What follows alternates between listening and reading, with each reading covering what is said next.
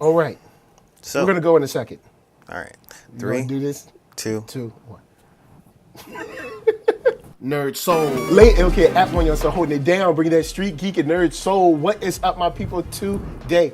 Oh, yeah, coming with another wonderful episode of On Screen, sort of, with some specials because we have a guest here. Well, you know what? This person isn't even a guest, all right?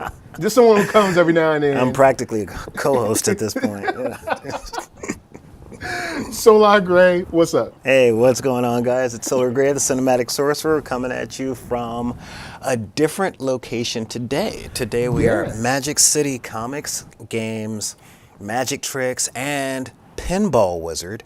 Yeah, I gave this guy some footage of the inside, so you can show the folks and all that jazz. Okay. Yeah. Well, you're seeing that now. Yeah. Well, or maybe like a second ago, but you've seen it. Yeah. This highlights. Yeah, so this is the whole thing. And this is one of the many places for the back in the day creativity clubs and after school programs. So, this That's what it's all about, man. calling me up Community like, service. can you do this thing? I'm like, you're going to have to come down to the center.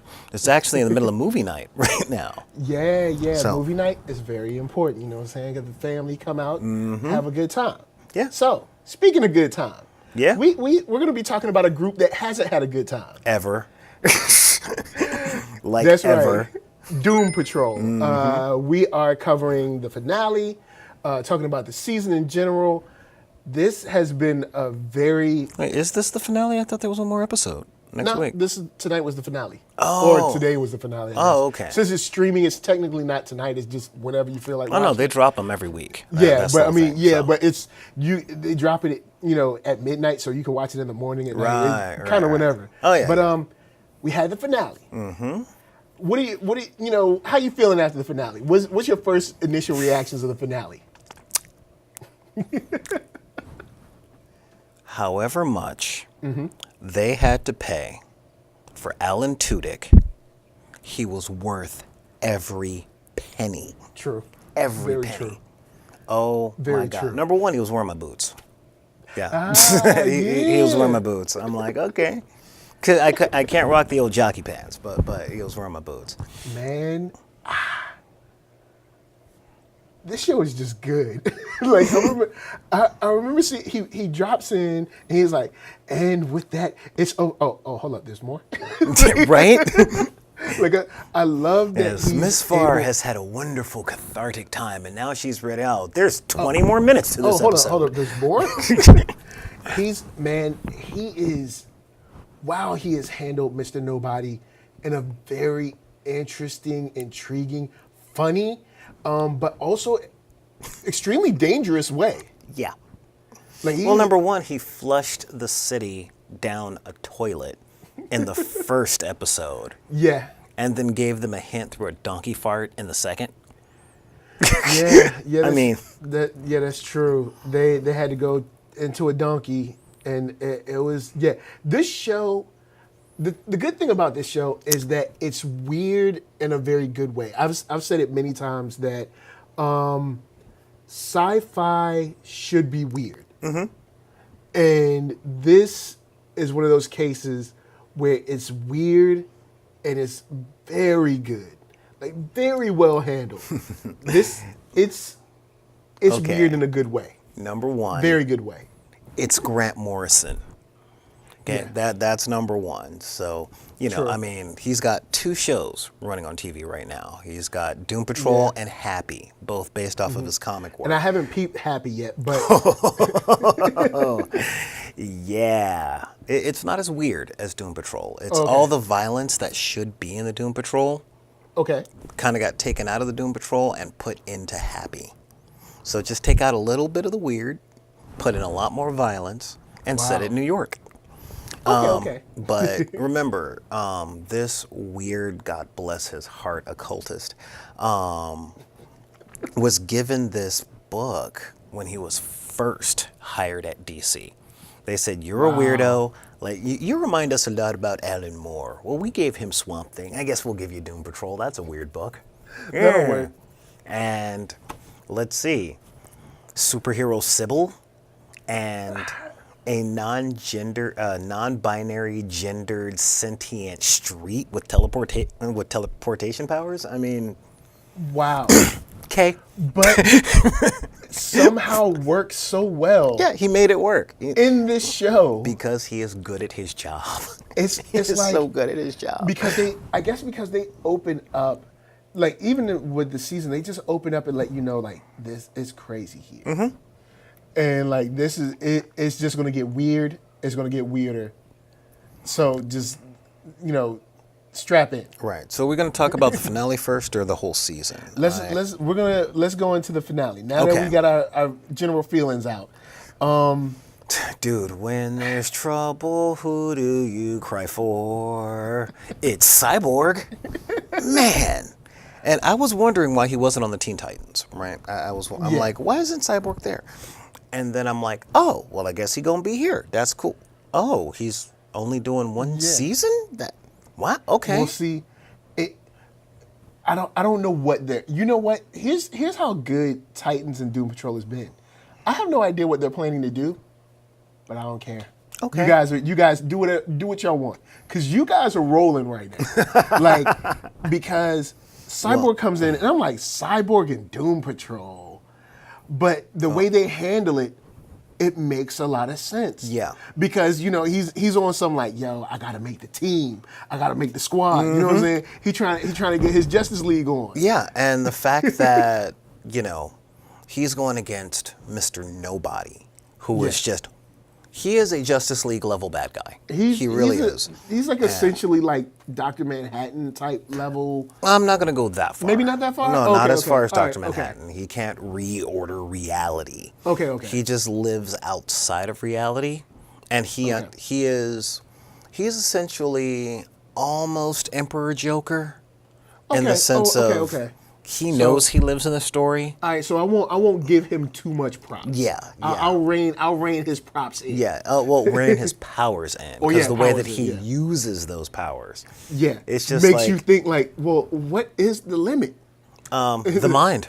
It says so in the first episode. Yeah. But the fact that this season said one thing to me: he is bored. He is spoiler alert in 3, 2. I don't know if he's going to put in a time signature, but skip to it if he does. Just letting you know. But you're here because you've seen it. Okay, yeah. So the fact that the end of the episode gives the impression that he put all this in motion just for something to do. Yeah. That shows like, how powerful and how sinister he is. Mm-hmm. It's like, first, I'm going to screw with everybody's reality. Oh, man, you guys suck. All right, let me train you up so that you're ready to give me a challenge. Let me get you ready so you can try to fight me. Yeah. Because you guys need some help. Yeah, because y'all, man. Okay, let me give you guys a mentor. Yeah. And let me give you a team captain. Yeah. Because there's already X-Men analog, so let me give you your Cyborg. Let me give you your Cyborg. Let me take away your dude in a wheelchair, and well, that's the thing about the Doom Patrol. Yeah, but it's like oh, you didn't have to pull out the wheelchair. Well, yeah, well, you have to because when Doom Patrol came out, they were DC's weird team. When X-Men came out 2 years later, people were like, well, they're just the Doom Patrol. And then when X-Men got popular, people started seeing the Doom Patrol going, well, they're just a rip-off X-Men. And I'm like, yes, they're both teams of misfits led by a mysterious dude in a wheelchair that go on these crazy adventures. However, one team you want to be like, and one team you know that you're better off never, ever, ever meeting. Yeah. And ever.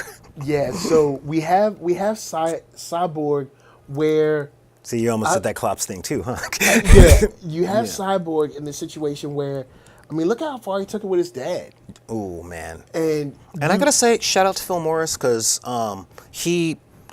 Silas Stone has always been a hard character to play. Be it in the DCEU, be it in the cartoon animated series, be it in the Titans animated series. It's just, it's a complicated thing, because at the end of the day, he is a mad scientist. Yeah. But he's a more positive mad scientist. Yeah, but he's crazy. He's crazy. And I'm sorry, Papa Pope, but he's crazy. All right? All right?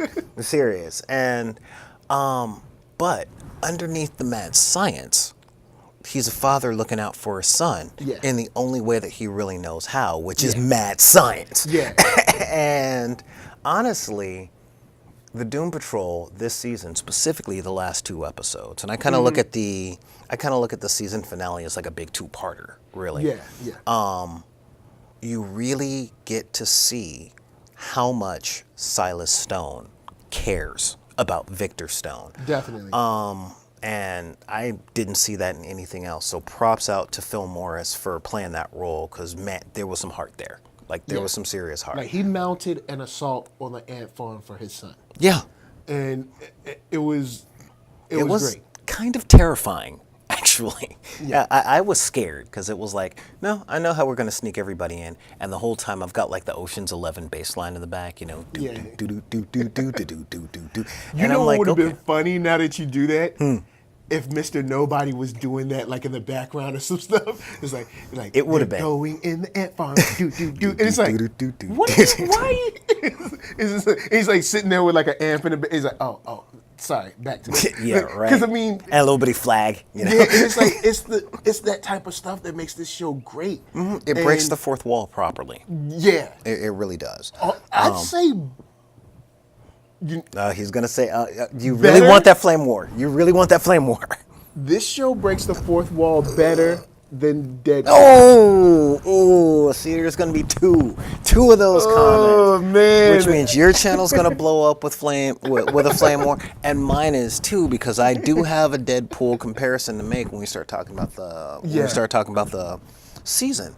But yeah, the storyline with Cyborg, it was like. Blink and you'll miss it, because when he really went off on his dad and he just started pounding that face in, you forget for a minute that is a metal arm. Yeah. So he's essentially beating his dad in the face with a garden tool, like a shovel or a post hole digger. I mean, that was some serious stuff. Yeah. And I don't remember the name of the actor who plays Cyborg, but he nailed it. Them was some manly tears. When I first saw him come on the scene, I was just like, man, Cyborg, I don't know what we're gonna do. I think it was the makeup. I do. I think it was the practical effects. But now, he strangely fits, even though he's probably gonna end up leaving. But he strangely fits. Kind of. Because a team like them does need a normie to kind of like, come on, team. We can do this. Well, see, they already have that. But yeah, because they got that in Cliff. Well, you know, not only Cliff, but I think we have that on the nurturing side with Rita. Yes. Who I want to get into. Oh yeah. Do you want to get into Rita next, or do you want to get into Jane next? Because I like how Jane. She was very funny in how she handled herself this episode. Actually, before I get into either one of them, since we're talking about the finale, let's talk about Flex.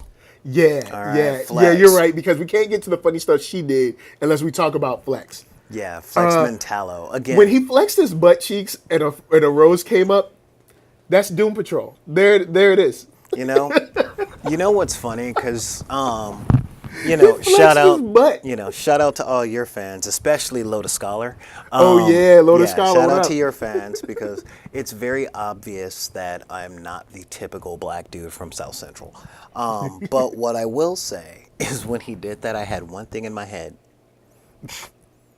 Just look a little bit closer, and roses really smell like boo boo. Just had Andre 3000 all. Because when he did that, I was like, "What?" And I was just like, "You know what?" But the way they handled this show, you're just like, makes sense. Yeah, he flexes his muscles and he changes reality. It's like, all right, okay, yeah, that's. I mean, well, it's made a rose come out of nowhere. But with look, your butt cheeks, I'm flexing my stuff, and let's face it, men. Y'all know. And yeah, I'm generally like pretty equal opportunity and mental, very, very LGBT friendly and all that other stuff. But I got to use a gender specific pronoun, because men, let's face it, when we get out the shower and we standing up straight and we flexing in the mirror, regardless of what we looking like, that's what we're thinking about doing. Be like, hey girl, boom, bed is made. Pow. Boom, Al Green's playing. Boom, you know, that's what we're thinking. And that whole concept was made into this character. Yeah. And it was like, you know, he practically pulled like the ultimate Spider-Man thing of going, hey, boom, picnic. Boom. Man, when he was I was like, what? Like it was. He just was as cool. It was so perfect. He was like, whoosh. Yeah, He was just like. Yeah, he was as cool as a 1950 strongman was supposed to be. True. You know that he was literally the ideal man. Yeah. You know. And it was his story in this episode, as told through the cosmic entity to Larry. Negative man. Yeah. Yeah. Yeah. To Negative Man. And told to Larry, it's like, wow, this is way deeper than like, because the reason we're able to expect and also accept this weirdness is because they give you characters that are real. These are humans. These are folks that have gone through things that you've gone through, your mom or your uncle's gone through, or your best friend's gone through. Well, so you can relate to these things. Well, I mean, not the weird parts. No. But like, I mean, it's the stuff that they go through, like the heartbreak and all that stuff. Mm-hmm. All right. The thing is, when a regular person goes through trauma, they come out a little weirder. Yeah. Now, turn that trauma up to 11. When you come out the other side, your weird is going to be turned up to 11. Yeah. And that's the juxtaposition there. It's like, I got superpowers, and now I have to give in to this government agency that has me in a box who's torturing my wife. Torturing my wife. You know, so what are you going to do? You're going to snap. You know, it answers a really big thing, because I ain't going to go on a Superman rant right now. What I am going to say is we were talking about my boy, Sean Jones, and Flex Mentallo, Dr. Manhattan, John Jones, Superman, just all the way across the board, Thanos with the Infinity Gauntlet, whatever. They all fall under the complication of how do you write a problem for an infinitely powerful character? Yeah. If the dude's got a flex, and he can make an anvil appear over your head and then drop it on you just by going. Or he can just throw you across the room just by thinking about it almost. No, flexing a peck. Because, I mean, he barely flexed. And technically, this is a flex. Exactly. So he could, he could crush you with essentially a thought. I don't really want to go all vulgar. Let's just say, let's not picture what being in a house with his bathroom must be like. Oh, man. That's a whole lot of flexing, regardless of if it's number 1, number 2, number 3, don't matter. Well, maybe he can, like, control it and just force it down. Can you see, like, he had one too many and he's in the bathroom. Oh, God, honey, I'm going to feel sick. Oh, no, batten down reality, you know. But when it comes down to characters that powerful, how do you antagonize them? Most people are always trying to go, I'm going to punch him. That's why Superman's boring. That's why you can't do Dr. Manhattan. You can't punch him, so it's not interesting. It's like, no. They care about somebody. Yeah, they care about somebody.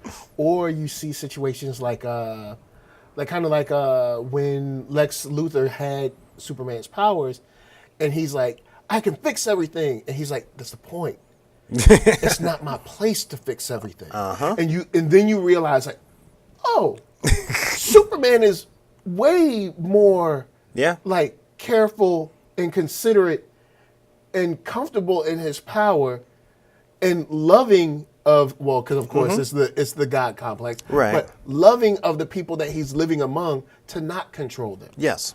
You know what I'm saying? It's, because... And again, that's where Flex Mentallo comes in. Yes. But when the government pulls him down, he's like, dude, I can get out of here at any minute. Yeah. It's like, any minute. I can leave. And it's like, oh yeah, no, we know, and we're not going to be able to break you. But check out what's on TV. Yeah. That's your crying wife being tortured. We'll be back tomorrow. Yeah. And I'm just like, ooh. Now, what really hurts is that the Bureau of Normalcy is operated shockingly close to everything we've seen of every corrupt government in every TV show, be it Narcos, be it... It's only like a slight exaggeration of how like the FBI or the CIA or whatever.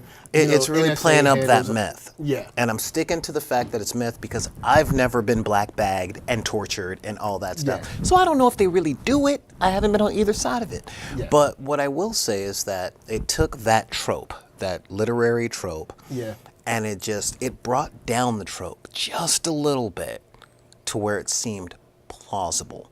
Yeah. You know, it was so believable that you could self-insert if you were that type of person going, nah, you do that to my wife? No.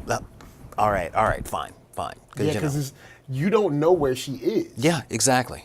And so you can't, it's not like you can blink to wherever and save her because you don't know where she is to do that. Yeah. And they know that.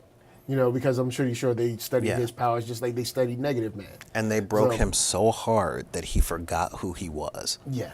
And it's like, when you're that powerful, but you love someone that much, that breaks you, and you're not you no more. Yeah. You're not you. Now, as a parent, I get it. It doesn't matter if it's romantic love or familial love. If you love someone that deep, and you see that much pain being thrust upon them and you can't do nothing about it, you're going to break. Yeah. And that's where the weird in Doom Patrol comes from. Yeah. Because there's just a lot of hurt and pain inside this team where I'll say this. Well, it's not the Happiness Patrol. Well, yeah. if you're depressed, you should not watch this show. No, I disagree. If you're depressed, Really? Oh, yeah. You should definitely watch this show? Absolutely, you should watch this show. Because, it's triggering, but if you keep watching, it shows through. It shows them work their stuff out. Yeah. But you got to stick around. Yeah. You got to stick around for that. And that's one thing I like about the new superhero TV that's coming out right now. They're Most doing of the a lot TV of shows, character-driven, and even traumatic character-driven. Even Mr. Nobody talks about it, like had to go through all this character stuff for 13 episodes, and finally. And now we can get to what I want to get to, a superhero show. And I'm like, thank you. Man. And I love, I don't know if, no, it's funny because there was another YouTube channel that I was participating in the live chat in. I was just on the keyboard. But he kept saying, man, DC doesn't have the guts to do what Marvel is doing. DC is. And I'm like, okay, hold up. I think you're referring to, we have to break down movies and TV. Because on TV, I'd say DC might be, it's tough because you do have flashes of brilliance on Netflix. Oh, yeah. But since that's over now, I guess we could try to juxtapose like Doom Patrol Season 1 with like Daredevil 1, Luke Cage 1, Jessica Jones 1, yeah. And Iron Fist and 1. and Agents of S.H.I.E.L.D. Season 3. And Agent Carter Season But we will not talk about hands. We're not talking about hands regardless of what they're made from. But what he was saying, like, DC don't have the guts, and I had to be like, look, it's not that DC don't have the guts. It's that Warner Brothers doesn't have the guts. Because Marvel has the guts. If you see what DC gets to do when Warner Brothers isn't particularly involved, you get DC Universe. Yeah. You get the animated films. But see, I don't know if Warner Brothers... For the most part, have been stellar. We'll see. There's a couple of joints that's just like, that was okay. Yeah, but they're okay. For the most part, they've been stellar. Yeah, and that's the thing. Now, I don't know if Warner Brothers is as hands-off with the straight to streaming or straight to straight to DVD market as Disney is hands off with Marvel. Because see, that's the thing. I know they're not when it comes to the motion pictures. Yeah. And in a certain way, I kind of think they shouldn't be because we're spending $250 million. Oh no, I'm gonna say something. But I think that they've got enough examples now that show that when it's and. Don't get me wrong. I know when creatives run rampant on their own, it can be bad. But I think they've seen enough evidence on the other side to be like, maybe we should They know ease which up. ones to trust. Yeah, And maybe we should ease up and kind of let them do a little something. And like, if we check in twice a week, let's check in once. And a you know week. what? if we check in, if we want to see every dailies, let's not watch dailies. Let's wait until the week is done and then watch. You know, Yeah, let's ease up a little bit. And we can definitely see them doing that with Doom Patrol in juxtaposition to the CW shows. Yes. Because yo, man, That's a crossover I never want. I'm about, That's I'm about done with y'all on CW. Yo. You know, I'm that's just being for real. I'm about done with y'all. I'm not. But actually, there is one crossover that I want to see, which is Doom Patrol and Legends of Tomorrow. Those two teams are those made. make sense. Yeah, those make sense. Yeah, those two. Because but I don't want to see Black Lightning in there. One is extremely campy, and then one is weird. Well, and the then, campy is weird. I mean, yeah. Last season, they were at Woodstock while people were being mauled to death by a unicorn. Yeah, but it's what gets me with that show is I like the camp. Sometimes them costumes, I'm like, bro, did y'all go to Party City? Yeah, like, where did y'all, sometimes. Like, where did y'all go? They went to. We could have creative freedom, or we could have a budget. We chose the former. But yeah, but when it comes to the DC streaming service, now, we are not on the same page with Titans. You don't like Titans. You're not feeling it. I'm not feeling it. That doesn't mean I don't like it. Okay. I'm just not sure if it's for me. Okay. You see what I mean? Like, there were a few moments in the... See, I'm used to Titans being light, even when their subject matter is heavy. Yeah. Now, Okay? if you were looking for that, I can definitely see because it's not that. Well, I wasn't looking... Not now, light. And that's what I was looking for at first. Well, don't get it twisted. I wasn't looking for... I was not looking for that. I was looking something a little bit closer to the Wolfman and Ramirez run. Okay. Just something grounded, but not gritty. Because... Yeah, Dick Grayson is the hope that you find when Bruce Wayne goes dark. Yeah, because that F Batman line definitely it turned me off. And you know what got me for it was their first crossover with Hawk and Dove. Now, one, I loved Hawk and Dove. Hank got all my love. I'm like, that's him. Yeah, and you know what? He's right. And the fact that one of the nicest people, whose last name isn't Allen, or Garrick. Okay, one of the nicest people in the DC universe that's not a speedster. Okay. Is kind of being a jerk to a kid. And I realize he's lost for the first half of the first season. Yeah. But when Hawk and Dove are doing that bank robbery and things go bad and then Robin shows up and it turns into a horror movie, and even when Dove is like, okay, he went over here, and she takes 2 steps with Wounded Hawk and all you hear is like crunch, crunch, crack, and she's like, okay, we gonna turn around. I'm like, that was crazy because even she realized like, yo, how different. This is not the Dick Grayson I knew. Yeah, and this is a different man now. And I couldn't see any of the story beats of him turning it around in time enough for me to like it. Okay. And not too fast where it's like, oh, you just flipped the switch now. Like, we just gonna forget about that. All right, yeah, that was a quick turn. You know, I mean, see, for me, before I jump on, we'll get on Jane in a second. But for me, first episode, I was just like, what is this? Yeah.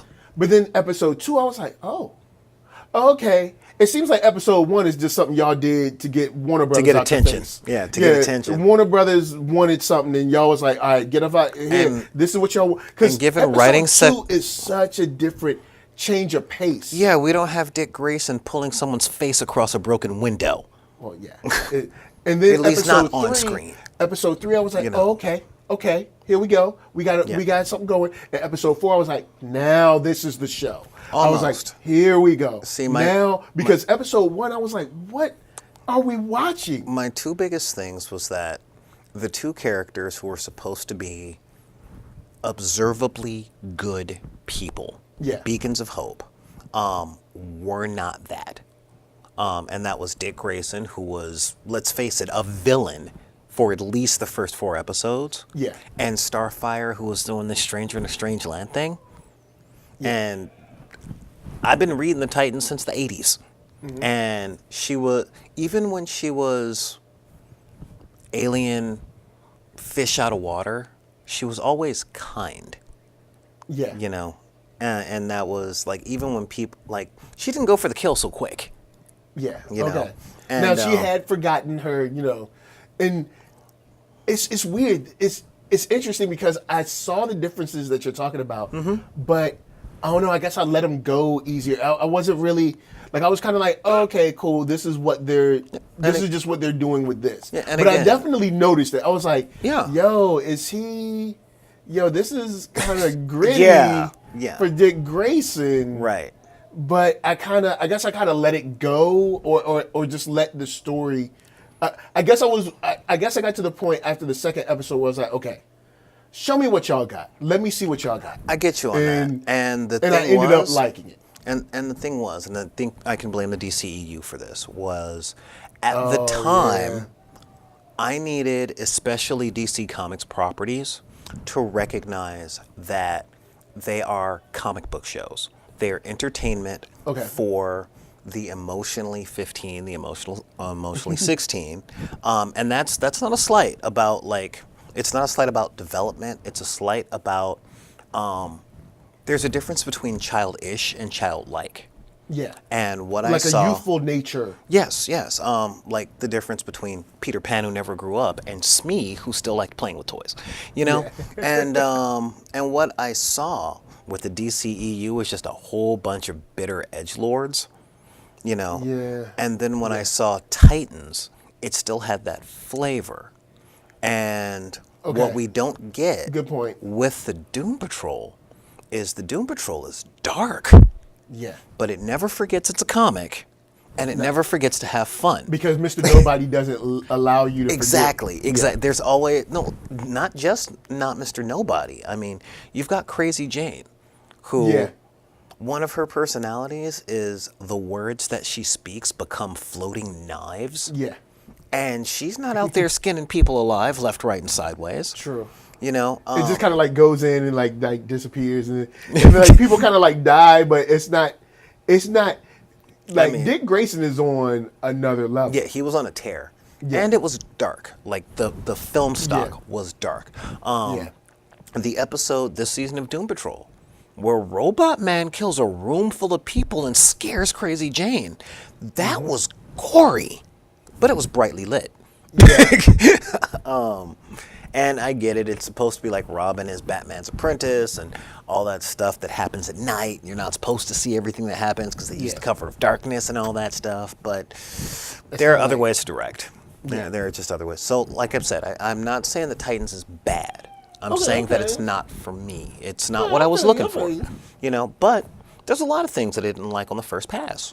You know, a lot of things, like many, many things that you got to watch more than once before it really sinks in and it hits you. But when I saw Doom Patrol, I'm like, number one, if y'all didn't get it already, I'm a Doom Patrol fan. All right, it's weird. Slightly. So, and I'm like, all right, let's. And then I saw the practical effects that they did for Robot Man, and I'm like, all right, now we talking. This looks like a comic book show. And then I saw the cast. I'm like, shut up and take my money. I literally signed up for DC Online specifically for that show.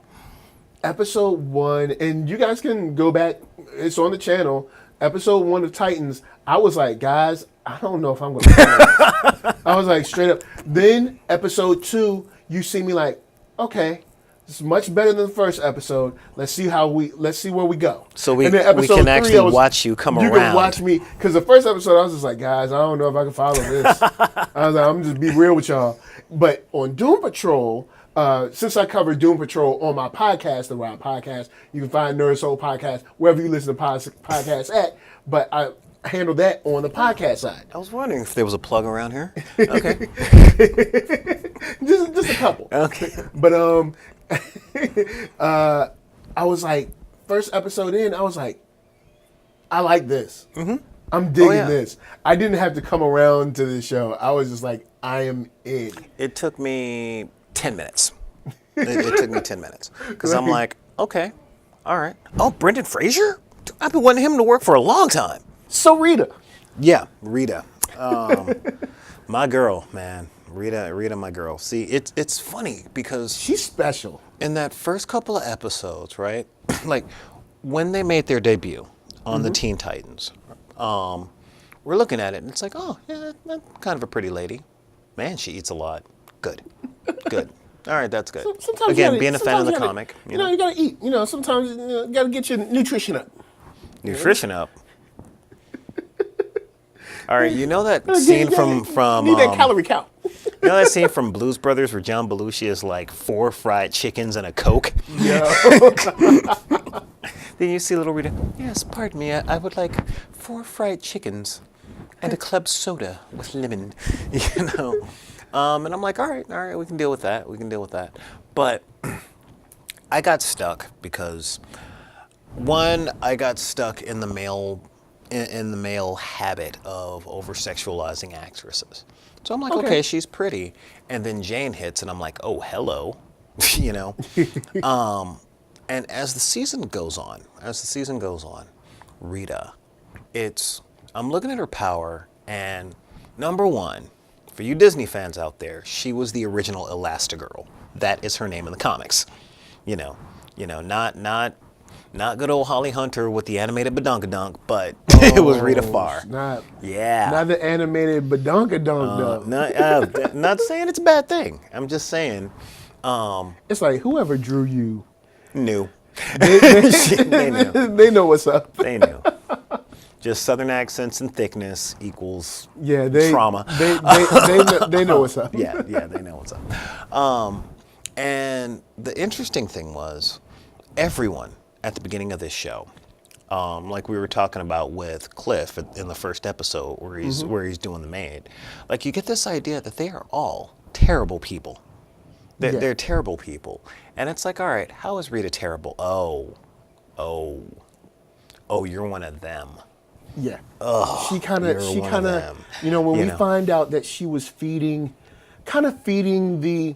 the producer kind of like ego machine of Hollywood, old Hollywood. Hollywood. She's listen, we don't know. No, I mean there's some stuff been coming out in the past couple of years. She was Sinatra era Hollywood. Yeah, so everything was about that appearance. It was about, you know, they can the men were men like Sinatra and the Rat Pack, and they could drink all the alcohol and never show it, and they never cussed, and you know. And the women just were always prim and proper and well put together. They were the kind of women that would wake up an hour before their husbands, do their hair and makeup, and then lay back down in bed. Like, you know? What? Yes, no. I woke up like this. You know, and this is someone who's always been very attracted to Lucille Ball. So, you know, she's from that era. Yeah. You know. And I'm like, oh, God, she's one of the, and she wasn't a comedian, which means she has no sense of humor. God, she's, you know, she's just so tight, you know what I mean? And as her story unfolds, and you see that, one, I like the fact that she was a shapeshifter, and all hail the writers of making her control over her power based on her emotional state. Yeah. So if she can't keep it together, she can't keep it together. Yeah. You know? And we find how far that goes throughout this season. Mm-hmm. But the thing that I love about, for the whole team in general, which we'll get to like later, but, you know, she really comes full circle, of course, because the gentleman that she helps, a.k.a. Miss Nobody. Yeah. Guest starring Ed Asner at the moment there. Kind of gets her, I guess, to the point where she can, I guess, maybe forgive herself, maybe not fully, but to confront it. Yeah. Maybe that's it. Maybe to confront. To own it. Yeah. You know, to stop hiding from it. Yeah. And that seems to be a big thing in comic books right now. Because with another show we were talking about, the proper female character runs from everything. And it was like, stop running, take a look at it. You did terrible things. Yeah. But you're not terrible now. You know? And what was it? There was one episode. Everybody was talking about it because this was the first episode in the season where somebody read her the riot act and she kept it together. She kept my girl kept it together. You know, you can actually see her character growth by how often she doesn't fall apart. Yep. And in this particular episode, because I'm like, all right, this isn't following the comics page by page. These are new-ish Doom Patrol stories. And if you're expecting that, it shouldn't. This is a different medium. It's an adaptation. Yeah. It's how would this be on television? Yeah. How would we do it now? And you know, those books were written in the 80s and early 2000s. 80s, right? Yeah. So you're talking about books that are, you know, from 40 years ago. Yeah. They have to take a new form. Society is different. You know, people are different. Relationships between men and women are different. Yeah. You know, all these things. And the interesting thing, though, is that the TV show keeps the spirit of the books. Yeah. It's definitely like, these are Doom Patrol stories. Like, based on, like, Grant Morrison changed the tone of the book, taking it from weird to Grant Morrison. And it said, all right, we're going to keep it with Grant Morrison, and we're going to go there, and we're going to make some fables and some allegories, and I was cool with that. So just the entire idea of this person who's based on her appearance can't keep her appearance stable because internally she's not together, you know? Yeah. And so she spent the past 50 years trying to keep up appearances, and only in admitting that she was ugly a long time ago could she become as beautiful as she wanted to be. And I thought that was awesome. And that's what's great about her kind of like, I guess her kind of like I guess introduction to the team when she comes back from the hospital. Oh yeah. Because when she comes back from the hospital, she's definitely kind of taken the place as the, if not the leader, the spiritual leader. Oh, no, she's most definitely the leader. She is, I made the X-Men comparison. Yeah. She leaves Rita Farr, she comes back Storm. Good point. Okay, and especially since Cyclops don't come back, you know. And a lot of people would be like, well, why not Jean Grey? I get that Jean Grey was the female leader, but Rita isn't the older sister at this point. Yeah. She is most definitely the mom. You know, the mom that's like, look, talk to me, you can trust me, face your stuff. What she said to Cyborg was amazing. With the, you may not be able to trust your father, you may not be able to trust yourself, but you can trust me. Which would come off. That was nice. That was nice to add that in there. And after the episode with the giant evil eye, where she was talking to the book, where we'd seen her find a maternal instinct where she didn't even know that there was one. But we saw it, and she's just like, I don't know why I'm trying to protect you as hard as I am, but I'm trying. And again, she kept it together. Because she wanted to run. There's been many times when she wanted to just run. Oh, yeah. First episode. First episode, gone, you know. And so they're putting together a good dynamic, and it's not based on the four humors, i.e. the Ninja Turtles. You know, you don't have the same archetypes. And Rita is very, very much a character that we've seen evolve. We see become cathartic. So I'm looking forward to seeing her be the 50-foot woman. That's what I'm looking forward to. So yeah, she came a long way. And you know who else came a long way? Who? Larry. Boy. Larry, man. him remembering why he couldn't get free is just so important to like capping off his character from this season. And seeing him being like, you know what, we have struggled. We have hated each other. We have whatever. And you know what? But now the negative spirit, that's the friend everybody needs. Yeah. In truth. Because every time he tried to run, he was like, no, I'm going to knock you out. Yeah. Oh, you don't want to face your internal demons? You ain't got a choice. Boom. You got there to it face, is. yeah. You know. And it was nice for him to be like, you know what? Regardless of how I end up physically, I'm coughing up blood, blah, blah, blah. I care about you. You need to be free. You need to go back to wherever you're from. You need to be free. You don't need to. You don't. You know, him carrying that much to be like, you know what?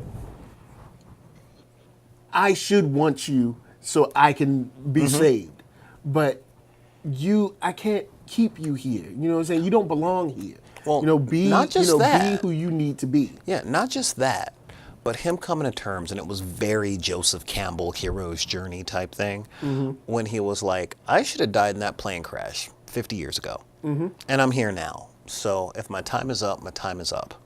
But I'm not holding on to him so that I can live. Yeah. I accept it. All right, I had my lot, and him making peace with his ex. Yeah. In the last episode, Making peace with himself over that. Yeah, that was huge, because there's this big thing in a lot of stories, and I'm liking that Doom Patrol is tackling this from a different angle. All right. There's a thing in a lot of stories of characters always trying to seek redemption. They're trying to seek redemption externally. Okay. You know, I Yeah. broke your heart, please forgive me. I left my kids, please forgive me. I did this, please forgive me.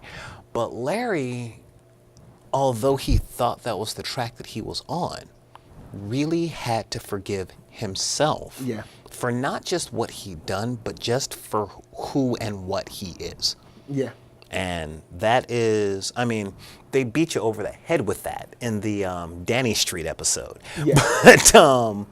But it finally got through in that last episode. So with this one, and seeing the flashback with between him and Flex Metallo, I'm just like, ooh, man. Again, Grant Morrison is really good at writing psychological torture, like writing psychological torture scenes.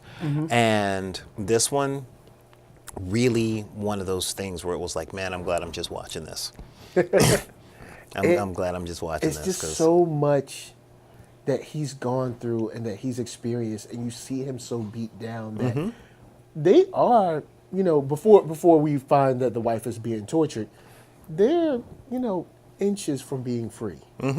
But he's already so worn down that he's just like, man, it's not even worth it. Yeah. You know, and that's it's just powerful to see where he is now, to not only say, I've let go of who I was, or who I was pretending that I was, or who I was too scared to be. I've let go of all that. I've reconciled with all that. I've reconciled with, you know, my ex-boyfriend. I've reconciled with my wife, and well, not really reconciled with her, but I mean, I've dealt with the fact that that's over. That's gone. You know, everything's over. And now I'm and here I to was say, lying the whole time. Like, I was hiding from myself by lying to the world, and now I am who I am. I am what I am, and I can't take it back.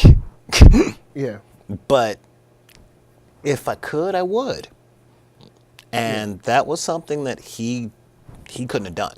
Like at the beginning of the season, that was not him.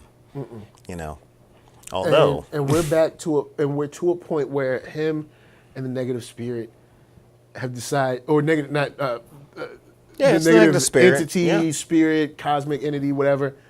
They're on one accord now. They're there. Yeah, you know, they here now. Yeah, they're Venom and Flash Thompson right now. So and we're good with that. Now, talk about forgiveness of past. Let's talk about Cliff.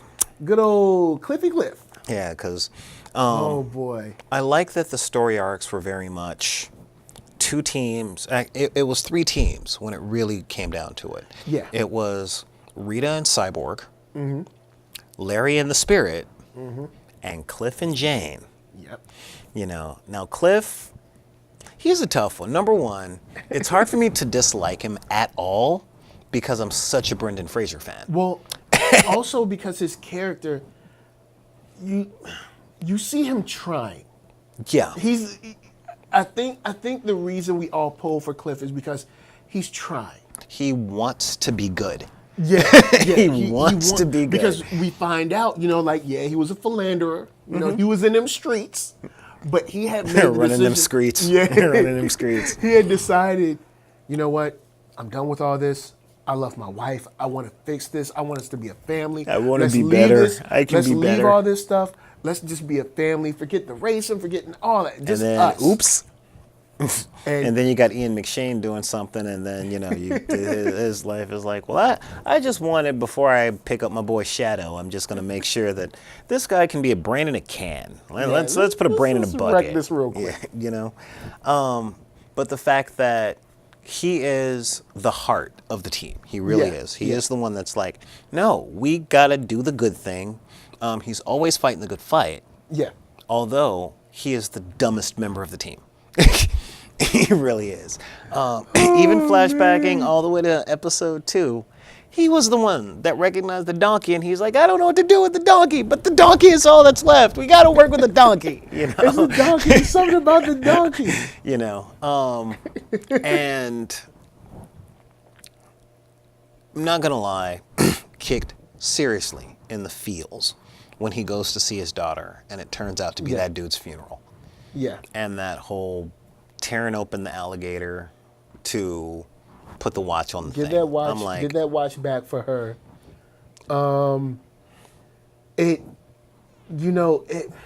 It's because you wonder, could there be a situation where he tells her, and then it's like, well, nah. I mean, it's way too weird. Maybe we should let sleeping dogs lie. And then that all depends on Mr. Nobody. Yeah, that's true. It all depends. But it's just, it really hurts to see him go there. And even Rita was there as the mother again, kind of like, it's not a competition. Yeah. It's not a competition. You were thought to be dead. Now, of course, you're going to have to do a lot of explaining with this metal thing and why you were kept in a brain thing for 30 years and now you're just here, and then how'd you find... Is this a lot? But with that said, that love is there. Mm-hmm. And I don't think that she would deny him. I don't think that she would reject him. I don't think so. But that we never know. It's a lot. It's a lot to handle. The interesting thing... My dad is alive and he's a robot. Yeah, the interesting thing is that it can be handled in practically any way but one. Okay. And that is absolute acceptance. If she goes in like, oh my God, Daddy, blah, blah, blah, what happened to you, Daddy? I miss you. Oh, Daddy, Daddy, Daddy. Yeah, no. Yeah. That goes against the tone of the show. Yeah. And it ain't realistic in any sense. Okay? Yeah. Like anybody who ever had a parent step out on them, when that parent comes back, it's not like, oh my God, yeah, except in 7 years a slave or 12 years a slave. That was the exception. Yeah. Okay, but any other reason, it's a lot to process because, lives are lives. But again, the fact that he's always trying to help brings us to the girl that we all want to date, whether or not we admit it. Because crazy is sexy. And also because he imprints on her in a way that she don't want. Most of them don't want. But they need. Yeah, exactly. See? Boom. But they need. Yeah. He needs, I said this in my podcast. He needs a daughter. She needs a father. That's why she's hunting for the chief so hard. Yeah. So hard. Because, again, their relationship was solidified when she was locked in that cell. Yeah. He made her a sandwich. And I think the line was, well, that's very nice. If 12 of us wasn't gluten-free, two of us were vegan, and none of us is your freaking daughter. Yeah. And I'm like, all right. That actress, I got to give it up to her. Yeah. Matter of fact, I want to shout out to the makeup team. Because she honestly looks different every time. Yeah, you can. She does with the effects of this show outside of Cyborg. You can see where the money goes. Yeah. You can really see where the money goes. Yeah. Most of it goes to Jane, because every time she switches, 4 out of 5 times that she switches, different clothes, different makeup, sometimes different eye color, definitely different hairstyles. Yeah, and then after seeing the Underground too, is just getting to see the workings underneath there. And I'm like, you know what? I think I want to buy Hammerhead a beer. I do. But it's really interesting the way they handled her as a character. And then to see her this episode where she's kind of, I'd say, as good as she's gonna be for now. You know what I'm saying? Because she held it together very well. Because when people needed to be transported, she was just like, all right, cool, boop, boop. Oh, she wasn't all right, cool. You left them by themselves. I can't. Fine, here goes. Boop. There. Are you happy? You know what I'm saying? It's like, so she has. It seems like a much better handle on her powers. Oh. It seems like she's. Well, see, she's accepting the team dynamic now. That is the bigger thing because she never didn't have control of her powers. Oh, okay. Okay. The Underground have an agreement, and that is the interesting thing. Jane is a fascinating character because here she is with personality dissociative disorder, but most of the personalities have a system, and that's the big thing. They made it very clear to anybody who looks that Jane is not the prime personality. Yeah. She's just the one that's in charge of being up top right now. Yeah. And because we found out that there was another girl that whatever she went through is not going back up top anymore. Oh, you're talking about the British one. Well, the prime personality still hasn't been shown, but she's been named 3 times. I think it's like Katie or something, but she was named when she was in the Snowball. She was named. Oh, okay. Yeah, she was named a couple other times, but the amazingly subtle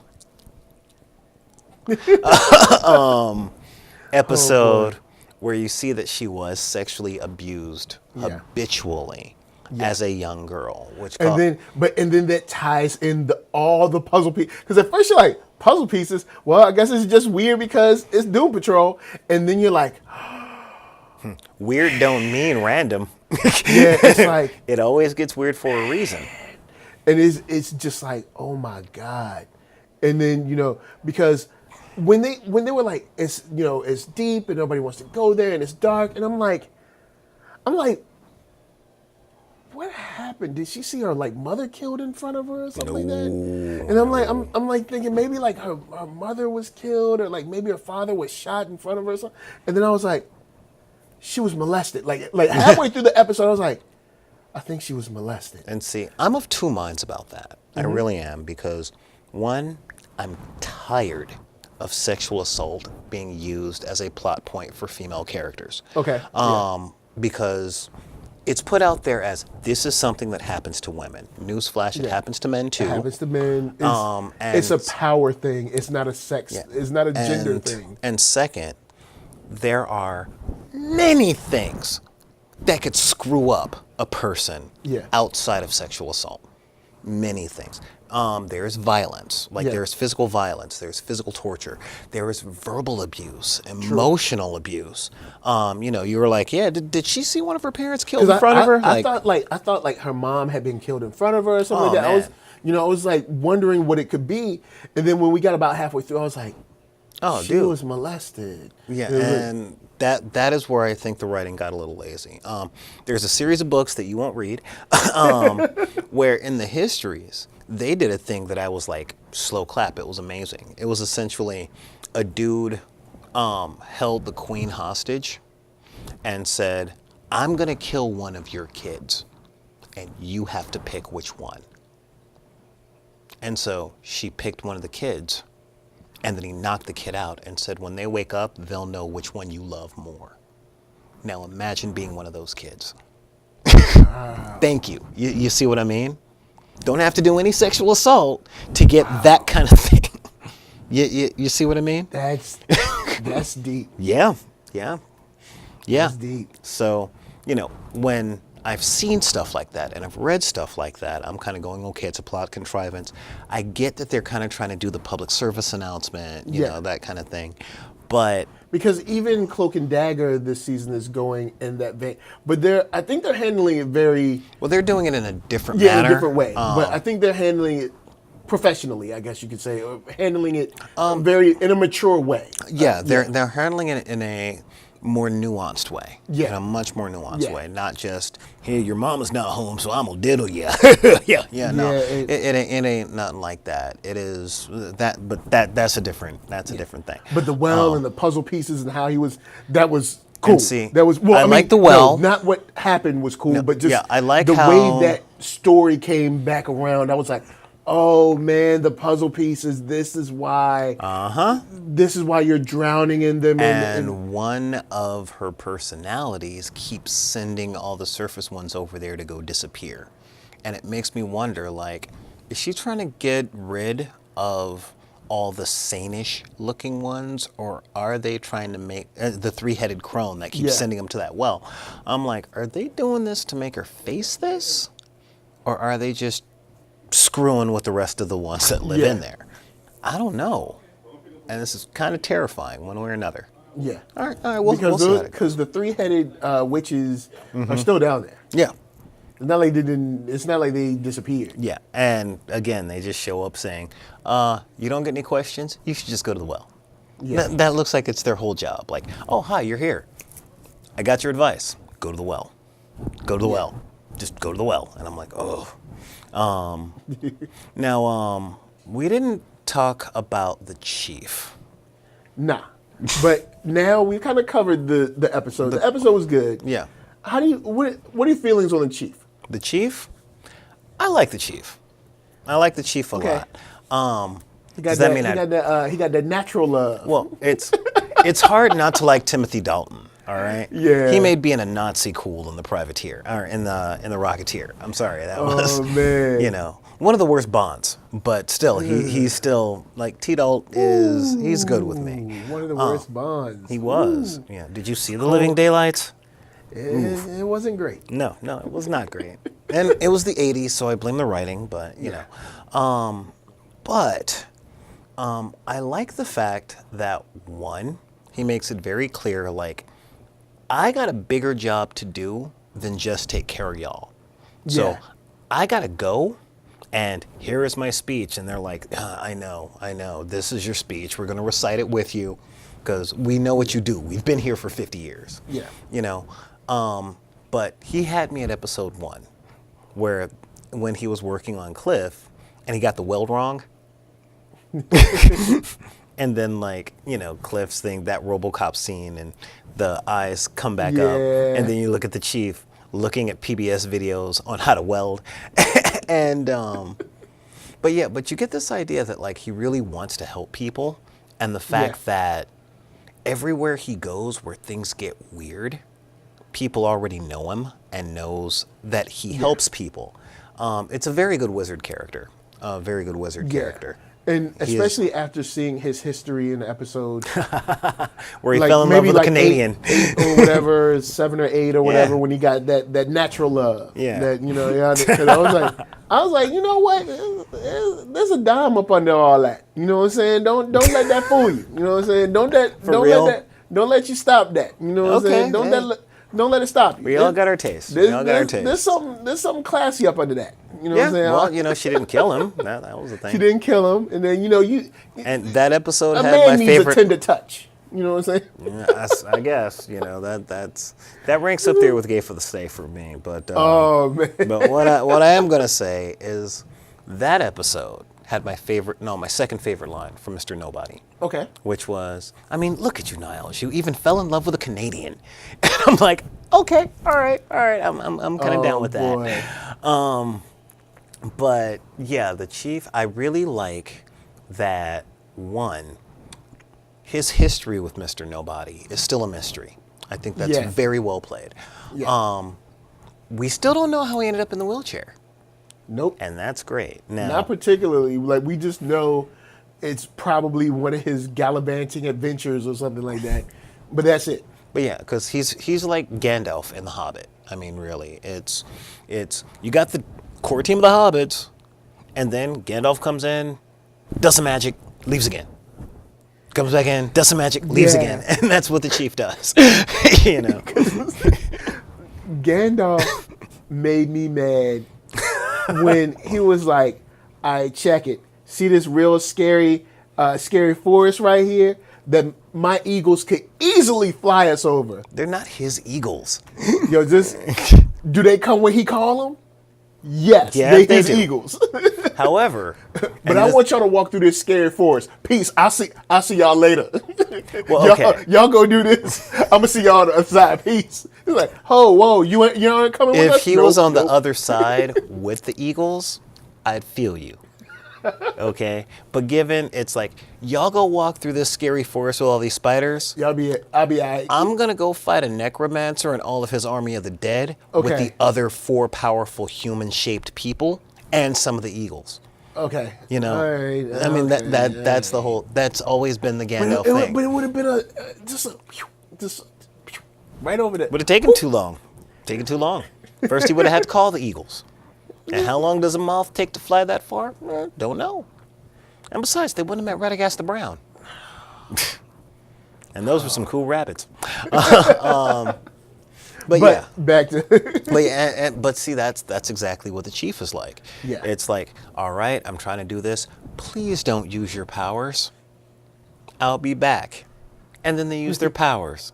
And he's like, you know I asked you not to use your I told powers. you not to use your powers. Now you see how the city's being flushed down a giant toilet and nobody's here and everything has gone straight to the bottom of Hades? This is why I asked you not to use your powers.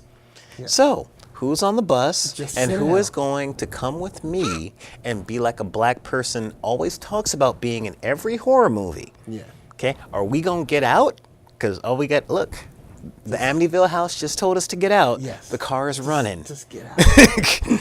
And leave. yeah, and you know what? He was Nobody- down. He was down with that. Yeah. But Cliff, no, we have to save people. Well, I mean, He's Cliff not is- wrong. He's Yeah, not he's wrong. not wrong. But He's you could not see the wrong. look on the chief's face, like just trying to get out of here before he found us. And Mr. Nobody's like, I always knew where you were. Yeah, it's like I always knew where you were. I'm like filming this thing basically. Yeah, Like I'm I the wrote narrator script. of this story. Okay? Like I wrote the script. Yeah. But you kind of feel bad for the chief in the sense of he's trying to do the right thing. Yeah. And he gets opposition at almost every turn at this point. Yeah. Previous points, he either overcame the opposition, which explains his relationship with Flex Metallo, Silas Stone, Danny Street, the not John Constantine. This Crowley? dude, huh? Yeah, this dude has his fingers everywhere. Yeah. And it's like, all right, once you get said his not series, John Constantine. Like when I saw, I was like, "Oh, Crowley in the house, word up!" but I'm They's just- about to get good. yeah, and they did, and Yeah. they did, because I'm still listening to the disembodied unicorn head that speaks in song lyrics, But yeah, so the chief is a very interesting character, especially in the sense of he's so interesting. I want to know more. Yeah. And with my desire to know more, I hope I never get it. That way I'll keep watching the show. Yeah. So yeah, that was that's where I come down with that. Chief is the man. I really dig it, and I like that he had that moment with them really quick when it seemed like nobody was just going to take him out, like all of them out. It was like, I like that short moment with all of them to let them know, like, hey, I'm sort of okay, I'm not dead, but he's still got me captive. Yeah. So it was cool. You definitely And I know we could use the Eagles, but I'm kind of busy with them right now. kind of busy right now. But yeah, I love his father nature. I don't know if we're gonna get him back as soon as we think, but right now I'm happy with the team we got. Mm-hmm. We got Flex. Flex has an axe to grind. He is not happy. Pretty much, if you just point him towards the Bureau of Normalcy, which is probably they got some problems to deal with right now. They got a couple things to deal with. I was very happy to see the appearance of Doom Patrol the B Team, in the Asylum episode with the Black Doctor. Yeah. Although it made me sad because I like Mento. Yeah. And he was the team's telepath in the comic book, and then in the show, I'm like, ooh. But the way they handled that is so. Oh man, it hurt.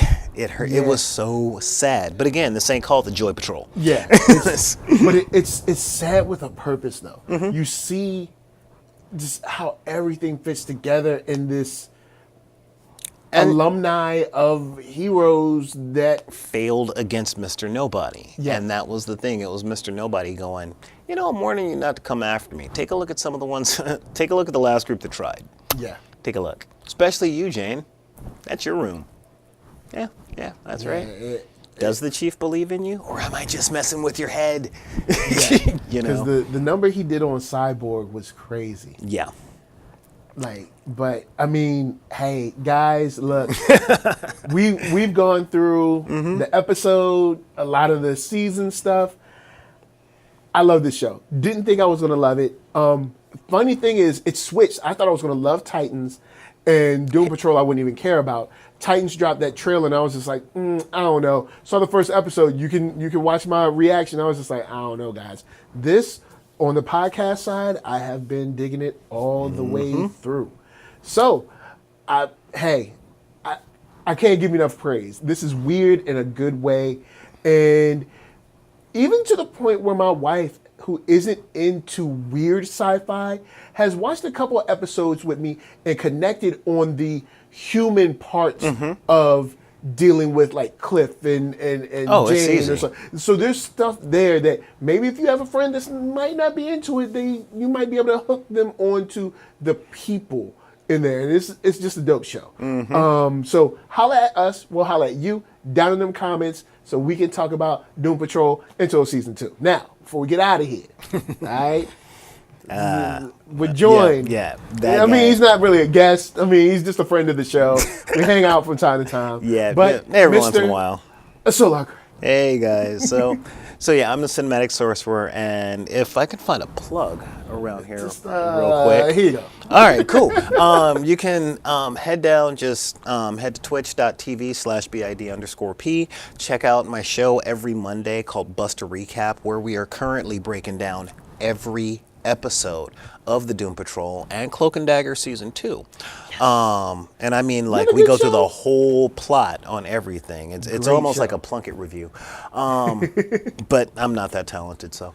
But yeah, and of course you can find me back in the deck at gmail.com. Follow Instagram and Twitter. Back in the deck. Check out Twitch at twitch.tv/BID_P.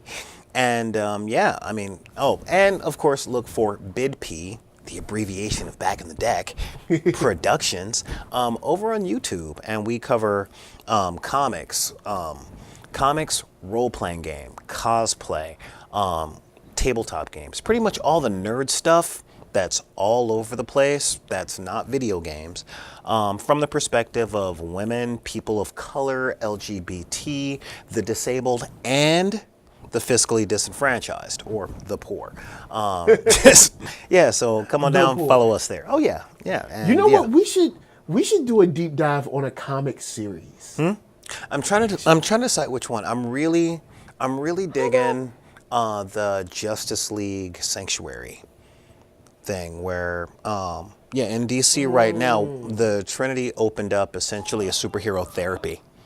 Okay. And and it looks like the re-rise of the Secret Six, but you get to see a bunch of heroes talk about the trauma they go through with being heroes. Okay. Kind of spearheaded, the story is spearheaded with Harley Quinn and Booster Gold. Oh, okay. Yeah. All right. You know. Would you be interested in maybe rereading some Ultimates? Ultimate Spider-Man every day of the week, twice on Sundays. No, the Ultimates with the Mark Miller run, the 2015. Oh, okay. Kind of with Blue Marvel. Blue Marvel and the Blue Crew. Marvel, Black Panther, dude, Captain. Maybe we should. Anything with Kevin Grievous's name, I'm a fan. It's kind of a short series, and it's not too long. It's 20, 30 issues. No, we'll do that. We'll do that. Anyway, well, guys. Yeah, if only there was a comic store nearby. If only. Man. Oh, well. Yeah. But we are here at Magic City. What's the address? Magic City Magic Comics City online. Magic City Comics and Toys. Look them up on Yes. Facebook. Here in Paramount, California, they got some great stuff going on. They got the pinball room, the happiness hours for kids, which is an after-school program so kids can come, read comic books, play pinball, hang out in a safe environment while they're waiting for their parents to get off of work. I teach HeroClix here on Tuesday, and I run D&D here on Thursdays for the kids in the Compton and Paramount area. So, yeah, this place is awesome. So, guys, that's what's up. So, of course, me, that's right, ThatNERDSoul.com. That's ThatNERDSoul. Facebook, Instagram, Twitter. It's all good. Holla at your boy. And continue to watch that Doom Patrol because it's just fun. So, I'll say it right now. Best season finales of this season is Star Trek Discovery and Doom Patrol. Both sort of two-parters. So, guys, until next time, this is us just saying thanks for watching, and of course, peace.